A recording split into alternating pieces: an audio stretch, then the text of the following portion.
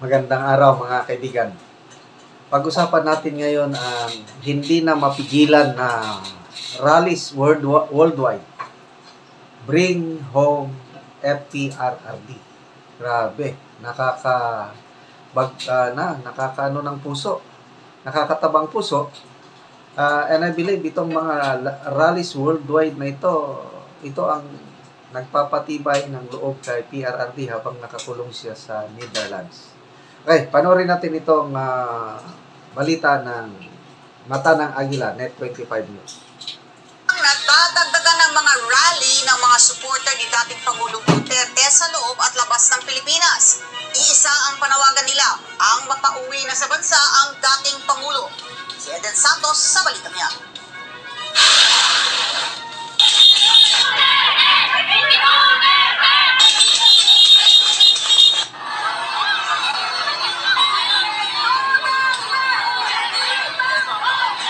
Tuloy-tuloy ang kilos protesta ng mga taga-suporta ni dating Pangulong Rodrigo Duterte sa loob at labas man ng bansa. Patunay ang mga pro-Duterte rally na iisang isinisigaw, Bring Home FPRRD. We'll never get tired until you are home! Suportado rin ng mga ito ang War on Drugs campaign ng dating administrasyon. Ito, malaki-laki ito. 1.4 million plus surrendered for rehabilitation. Ito yung mga drug addict na isang pa rin ni Tatay Digong. Ito may 1.4 million na mga drug addict. Idiniin naman ni Atty. Raul Lambino na dating Administrator at Chief Executive Officer ng Cagayan Economic Zone Authority at Presidential Advisor for Northern Luzon na sa panahon ng Duterte administration ay mahigit 1.4 milyong drug addict ang sumuko sa gobyerno. Nilinaw nito na hindi napatay sa war on drugs ang mga ito kundi nagparehab. Anya, ito'y batay sa datos na inilabas noong 2019 ni dating Foreign Affairs Secretary Teodoro Teddy Locsin Jr. Dagdag pa niya na nagresulta ang war on drugs sa pagbaba ng 30% ng crime rate sa bansa na kinabibilangan ng pagnanakaw, rape, violence against women at iba pa. Nanindigan naman ng Malacanang na mismo ang dating administrasyon ang humiling na ipatigil muna ang pag-iimbestiga ng ICC sa war on drugs. Kinwestiyon kasi ng kampo ng mga Duterte ang mabilis na pag-aresto kay FPRRD at ang paglilitis ng ICC na walang jurisdiksyon sa Pilipinas.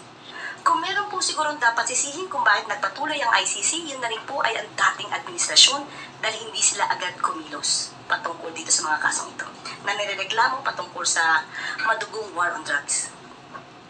Eden Santos para sa Mata ng Agila. Matatag, matapang, matapat. Okay, so yan po. Nakakaiyak o nakakatuwa, hindi ko maintindihan ang nararamdaman ko every time makakita ko ng kababayan nating Pilipino. Kababayan nating Pilipino na sumisigaw. We love PRRD. We stand with PRRD. Bring home PRRD. Nakakabingi yung sigawan. May mga rallies na talagang namangha ako. Hindi ko akalain magkakaroon ng rally sa gitna ng dagat. Mga Filipino seamen, I don't know kung saang lugar yun. Basta doon sa ibabaw ng barko, malaking barko, nag-rally sila para manawagan na ibalik ang dating Pangulo. Isa pang rally na naka-attract sa aking attention yung rally sa Ilocosur, baluarte ng mga Marcoses. Bantay, Ilocosur ba yun?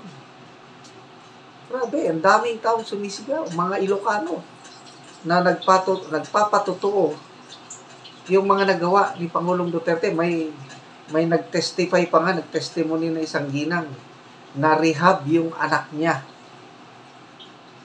Nagpapasalamat siya dahil nung wala pa ang Duterte war on drugs, problemado niya yung anak. Pagdating ng war on drugs, may tukhang. Kinakausap ang mga gumagamit na tumigil. Yun na nga, maraming tumigil. Yung data na i-present, 1.4 million na gumagamit ang tukang, nagparihab. At isa na to, yung isang ginang sa rally sa Ilocos Sur, nagpasalamat siya kay ngayon daw, matino na ang buhay ng kanyang anak dahil sa war on drugs ni PRRD. So, ang nakikita lang kasi ngayon, yung mangilan-ilan na allegedly biktima ng extrajudicial killings. Yun, 43 lang. 43 lang ang naisampang kaso o yung bilang ng namatay, 43 lang.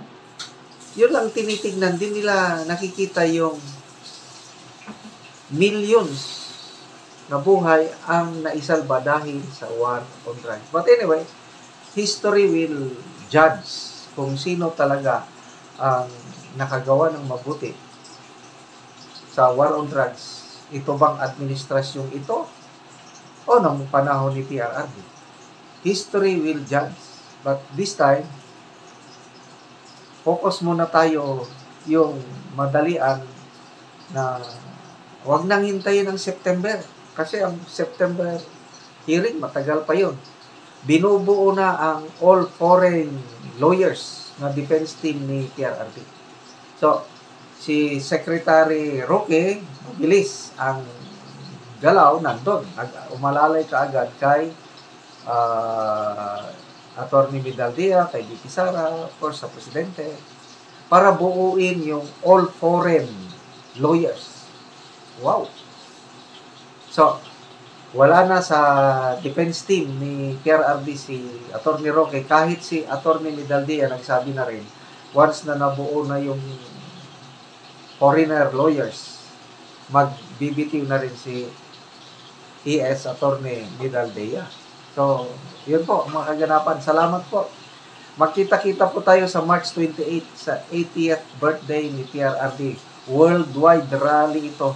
Tuloy-tuloy pang Guinness World Book of Records na pinakamalaking rally in support sa isang Pilipino. Okay, mga kaibigan, salamat sa inyong